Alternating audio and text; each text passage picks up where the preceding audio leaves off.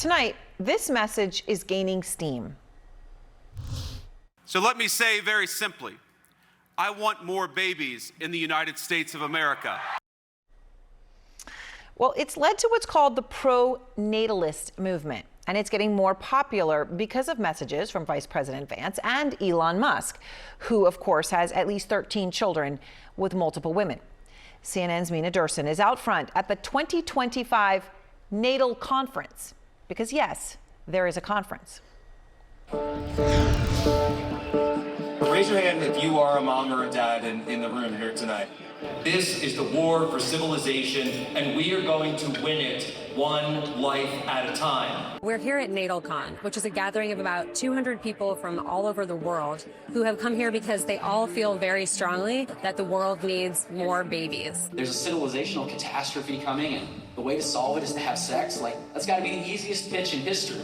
Birth rates around the world are plummeting, and they think this is the issue of our time. It's a massive conversation, and that's why we're here. We need to encourage more people to get married and have kids. We need those people to be the people of the future. Many countries are no longer having enough kids to replace their populations. Some experts predict this will cause labor shortages and inflation, permanently changing the economy. The people most passionate about this call themselves pronatalists. People are like, why are high fertility people always so weird? Malcolm and Simone Collins have 4 kids, soon to be 5, and are some of the loudest advocates for pronatalism. What we've seen is pronatalism and demographic collapse have become the global warming of the right. Some of the first people who really recognize the scale of the problem are major players in the White House right now, you know, like J.D. Vance and Elon Musk. The birth rate is very low in almost every country. And unless that changes, civilization will disappear. Elon Musk's fixation with population collapse has pushed pronatalism into the spotlight. His tweets about NatalCon helped double attendance for this year's event, where the tickets cost $1,000. Yes, I spent all of my savings coming here, actually. Do you want to have kids? Yes. You don't have kids? No. How many do you want to have? Well, minimum 5. I want to have my first at 22. And then I want to have so you gotta get on that. Yeah, I know. Organizers said they heard a lot of interest in matchmaking, so they gave yellow wristbands to singles to help them find each other. You have a yellow wristband? Yes. So you're you're open to mingling? Yes. Well, yeah. Have you met anybody good? Well, I'm not sure if you can tell. Yeah. But there's a lot of lads here. There's not that many ladies. The speakers are largely dry economist types, focused on tweaks to boost birth rates, from tax credits to housing. But politically, the vibe is firmly right-wing.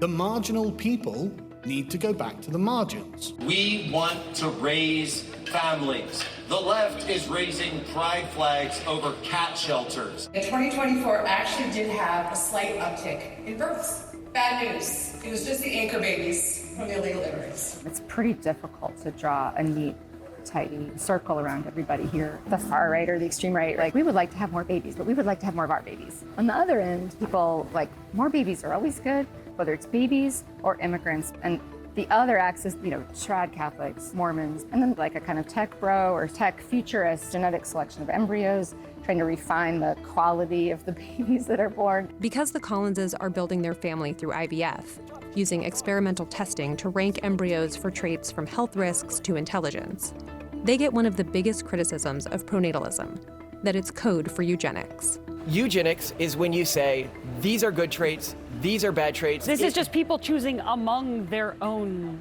embryos.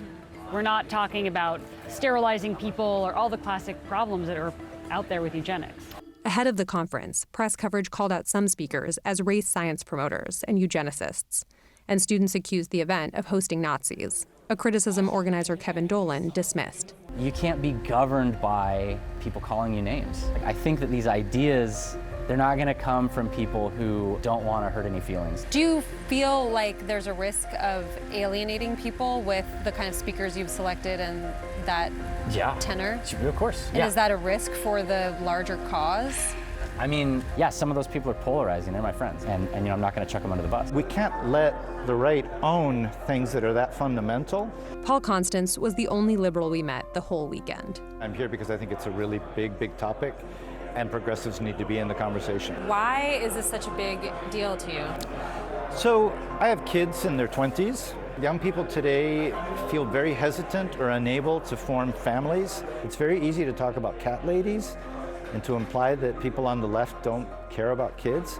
It's much harder to actually put forward policies that would make everyone of any political stripe be more inclined to form a family. I think that one of the things that often gets skipped over in any discussion of natalism today is kind of the actual lives of women who make decisions about whether or not to bring a child into the world. Don't forget about the ladies. Don't forget about the people who have the babies.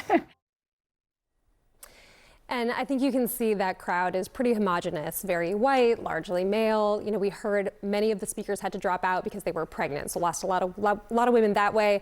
A lot of men told us they were there repping their wives because, you know, when you have a big family like that, you can't travel to a conference. It becomes very expensive and someone has to do that childcare. So I think this lack of diversity kind of shows this is a self-selecting group. You know, this message is kind of staying within these bubbles for now. And while these people are quite panicked about this, you know, a lot of experts we spoke to for this piece said collapse is really a little overblown. Yeah, it is amazing though watching. I mean, it's such an incredible report, but it did stand out so many white men. I mean, that's who was represented there.